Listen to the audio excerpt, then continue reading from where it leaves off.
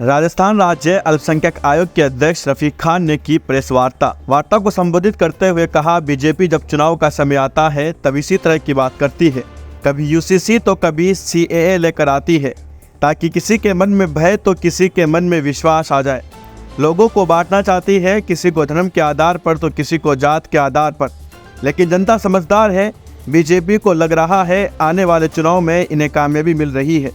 देश के प्रधानमंत्री मोदी ने संसद में जमकर बोला और कहा, अल्पसंख्यक में कौन सा व्यक्ति नहीं है जिसे सब्सिडी का लाभ नहीं मिला। अल्पसंख्यक को लेकर लोकसभा में प्रतिनिधित्व क्यों नहीं करते। कहते हैं सबका साथ सबका विकास की, क्यों सब अल्पसंख्यक को टिकट नहीं देते, क्यों राज्यसभा में लोकसभा में नहीं भेजते। ब्यूरो रिपोर्ट, रॉयल पत्रिका। देखिए, यूसीसी लागू करने की बात चुनाव से पहले क्यों उठी? उनके पास 10 साल थे। 10 साल तक क्या कर रहे थे? ये सीए का मुद्दा लेके आए। कब लेके आए? जब ईस्टर्न इंडिया में चुनाव हो रहा है, जब आसाम में चुनाव था, जब बंगाल में चुनाव था, तो इनकी कोई भी प्लानिंग और कोई भी नीति और राजनीति, ये सिर्फ राजनीति से प्रेरित होती है कि इलेक्शन को ध्यान में रखते हुए ये सब बातें करते हैं। आज लोकसभा इलेक्शन है तो ये यूसीसी की बात कर रहे हैं। ये जब सीए लागू करने की बात कर रहे थे, जब इलेक्शन खत्म हो गए तो सीए का मुद्दा खत्म हो गया। जब यूपी इलेक्शन थे तो यूपी इलेक्शन से पहले इन्होंने डिमोनेटाइजेशन की बात करी, नोटबंदी कर दिया। यूपी इलेक्शन खत्म हुआ, नोटबंदी खत्म। आज कहाँ है? काले धन की बात कौन कर रहा है? कौन सीए की बात कर रहा है?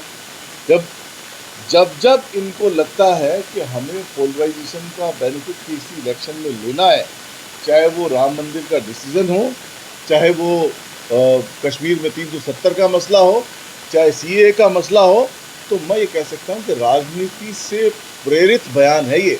लोकसभा इलेक्शन सामने है, ये सिर्फ एक शगुफा छोड़ना चाहते हैं ताकि लोगों के मन में, किसी के मन में भय आ जाए और किसी के मन में विश्वास आ जाए। लोगों को डिवाइड करना चाहते हैं, कास्ट और कम्युनिटी के आधार पर डिवीज़न करना चाहते हैं पूरे हिंदुस्तान के अंदर। आने वाले समय में इनको ये लग रहा है कि हमें चुनाव में कामयाबी नहीं मिलेगी।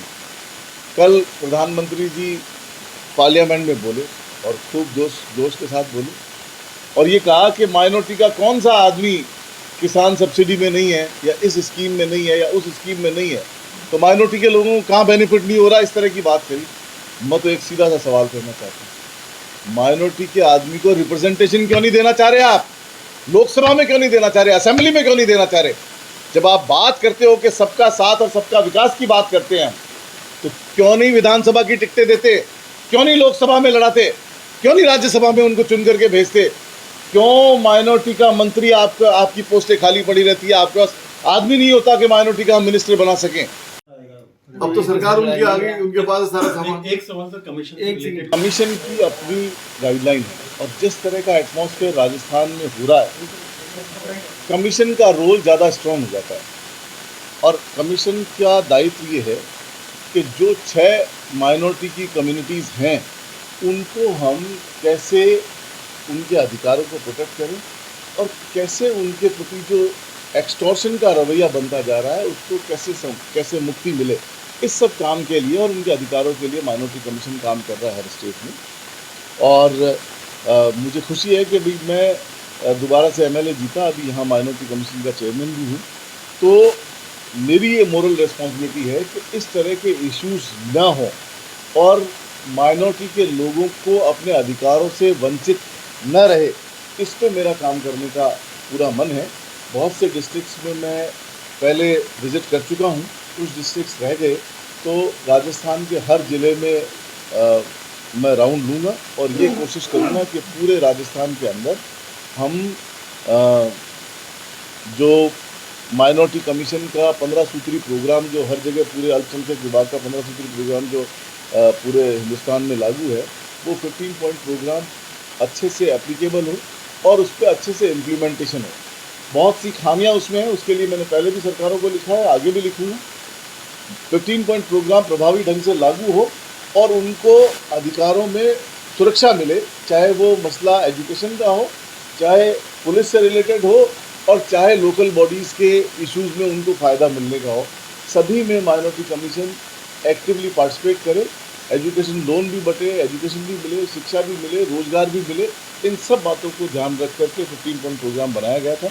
इसका प्रभावी ढंग से हर जिले में लागू हो, इस पर जरूर काम करें। और इलेक्शन स्टंट आपने मेरे इलेक्शन में नहीं देखा था। मेरे इलेक्शन में 3 गाय मार के कहते हैं कि साहब हमें सामने वाले पे शक है। अब इनकी सरकार है, 2 महीने हो गए सरकार बने हुए, क्यों नहीं जांच कराई इन्होंने? क्योंकि ये खुद मारने वाले लोग बाग हैं। जो आदमी इस तरीके की एक्ट करता है, एक सेंसेशन क्रिएट करता है, एक माहौल बनाने की कोशिश करता है और फिर उस पर चुनाव लड़ते हैं। ये जिन मुद्दों पे चुनाव लड़ते आ रहे हैं वो मुद्दे समाज को डिवाइड करने और समाज को पोलराइज करने का काम ये कर रहे हैं और उसी आधार पे चुनाव लड़ना चाहते हैं। राजनीति से प्रेरित मुद्दे होते हैं। इनका कोई मुद्दा आम आदमी को फायदा देने का नहीं होता है। सवाल ये है कि आप विरोध करेंगे इसका, करेंगे इसको लेकर? अभी ख्यालों में क्या करें, कुछ करे तो सही, तब बात आएगी। ये मैंने विधानसभा में भी एक शेर बोला कि यूं न उंगलियां हम पे उठाया करो, कुछ कहने से पहले कुछ करके दिखाया करो।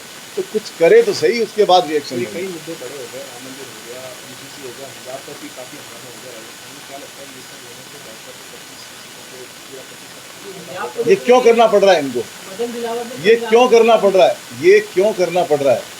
ये इनको करना पड़ रहा है, इनकी मजबूरी है। इनके पास ऊपर से गाइडलाइन आती है। मैंने पूछा इनके साथियों से, इनके विधायकों से, बोले हम दिल से ऐसी बात नहीं करना चाहते, लेकिन हमें गाइडलाइन ये मिलती है कि इस पे बोलना है। इनकी मजबूरियां हैं। और जिस तरह से राजस्थान के अंदर ये सोच रहे हैं कि भी किस तरह हम 25 से ज़्यादा कहाँ जाएंगे, ये सोच रहे हैं कि हम कैसे अपनी परफॉर्मेंस बेटर रख सकें। राजस्थान के अंदर लोकसभा में जो असेंबली का रिजल्ट है उसमें भी हम करीब 11 सीटों पे लीड करते हैं। तो इनकी बुखलाहट है। ये चाहते हैं कि किसी न किसी मुद्दे के ऊपर वोट पोलराइज हो जाए और हमें इसमें राजस्थान में सीटें जीतने में कामयाबी मिल जाए। मैं ये कह रहा हूँ कि ये कुछ नहीं करेंगे। आप ये यकीन मान लो, ये चुनाव हो जाएंगे, सब बातें ठंडे बस्ते में जाएगी। सिर्फ चुनाव और राजनीति से प्रेरित बयान है, कोई डॉक्यूमेंटेशन नहीं है किसी बात की। किसी के मन में आया, उसने बोल दिया कि वहाँ क्या हो रहा है, यहाँ क्या हो रहा है। इलेक्शन जो हाल डिमोनेटाइजेशन का के समय में ब्लैक मनी को लेकर के हुआ और जो हाल सीए का हुआ, वही हाल इसका होना है। कोई किसी तरह का काम नहीं करना है इनको सिर्फ पोलराइजेशन करके, डिवीज़न करके वोट हासिल करने हैं ताकि इनकी सत्ता बनी रहे।